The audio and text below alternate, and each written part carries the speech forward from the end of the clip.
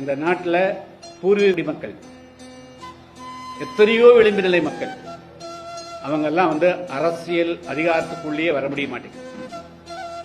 ஏன் ஆங்கில அரசை போக்கி ஆங்கிலேயர் நீக்கிட்டு நம்ம வந்தோம்? ஏன் மன்னராட்சிகளை ஒழித்து மக்களாட்சி வந்தோம்னா எல்லோரும் ஆட்சியிலும் பங்கு அதிகாரத்திலும் பங்கு பெற வேண்டும் என்ற நோக்கத்தோடு தான் வந்தோம். நாங்கள் புதிய தமிழகம் கட்சி துவங்குகின்ற பொழுது என்றாவது எங்களுடைய கொடி சென்னை கோட்டையிலே பறக்க வேண்டும் என்ற நோக்கத்தோடு தான் நாங்கள் இந்த கட்சியை துவங்கி இருக்கிறோம். எனவே எங்கள் 2026 புதிய தமிழகம் கட்சியினுடைய முழக்கமே ஆட்சியிலும் அதிகாரத்திலும் பங்கு பெற வேண்டும் என்பதுதான் எங்களுடைய கொள்கை. எனவே ஆட்சியிலே பங்கு என்ற முழக்கத்தோடு யார் கூட்டணி அமைக்கிறார்களோ அதுதான் எங்களுடைய முதல் கூட்டணிக்கான நிபந்தனையா இருக்க முடியும். அதுக்கு பிறகுதான் பாக்கி எல்லா விஷயம் பேச முடியும்.